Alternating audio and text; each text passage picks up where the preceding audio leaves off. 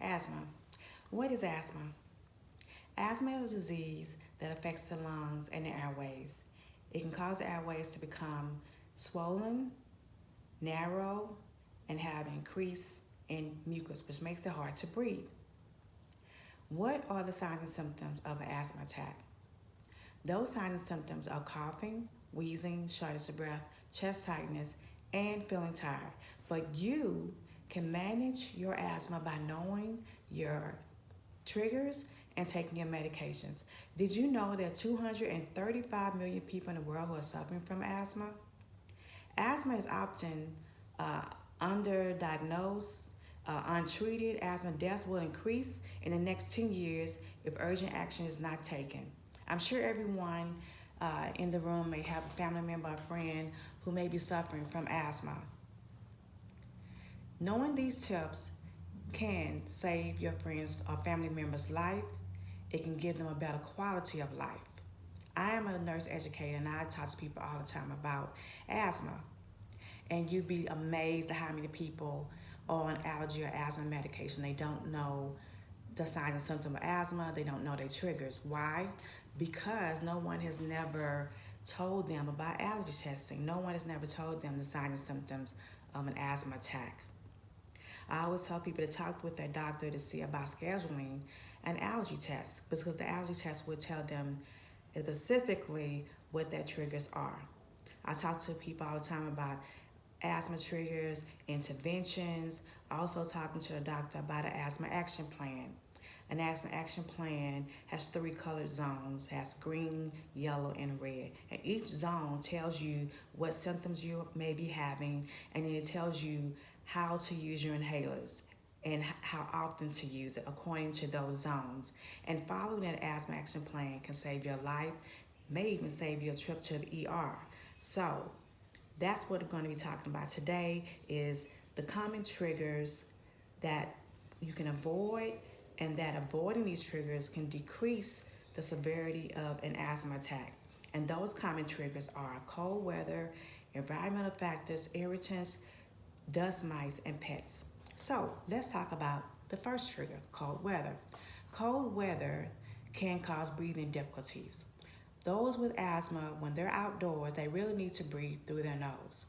And if you can, we'd rather you stay inside than going outside.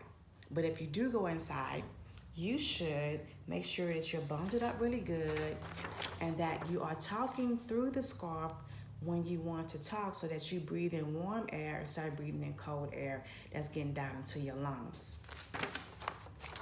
The scarf warms the air temperature through the respiratory tract. Cold weather can cause constriction of the airway. The next trigger is environmental factors and irritants like pollen and smoking. So, when your trigger is pollen, or you may think your trigger is pollen, you may want to check the weather to see what the weather is like before you go out. Because if the pollen levels are high, you want to know that because if you can stay inside, that's better. But we know that's not always possible. But everyone in the home may need to take their shoes off at the door rather than tracking all that pollen particles into the house that can cause you to have symptoms. Smoking. It's better to avoid people who smoke and avoid facilities that are allowed to smoke. Because when you at home and there's someone who smokes in the home, they really shouldn't just go outside or go in the garage. That's not enough. Actually, you need to put on a jacket or second shirt, go outside and smoke, and then when you finish smoking, take the jacket or second shirt off and leave it outside, and then come in the house and wash your hands because that smoke is still in your clothing and your skin. It can still cause a person with asthma to have symptoms. Now that we've talked about the environmental factors that you can't control, let's talk about the ones that you can control. So that would be your household irritants like dust and dust mites. So you should always dust at least 2 to 3 times a week to prevent any inhalation of dust particles.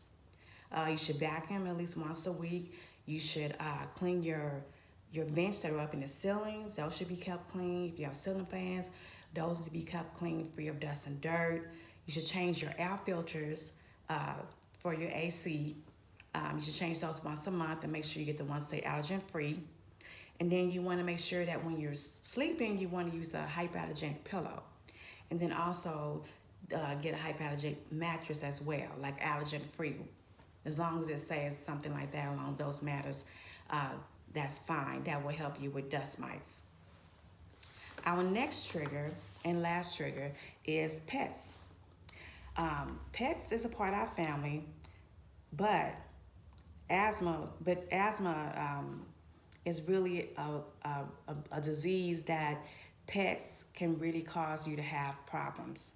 So if you have a pet, you should have your pet bathe thoroughly, always weekly. Also know that pets have animal dander, so you want to keep them off of the carpet as much as possible and off of the upholstered furniture. You always want to make sure you wash your hands thoroughly when you come in contact with the pet, and consider using the HEPA room filter. In summary, living with asthma can be uncomfortable, but with these tips, managing asthma can become a decreased health concern. I am sure that everyone in the audience may not relate to living with asthma. However, this information could increase the quality of life for your family member and those close with you. I hope you feel empowered that I just shared this information with you. Life is precious. Please don't let asthma dictate your life.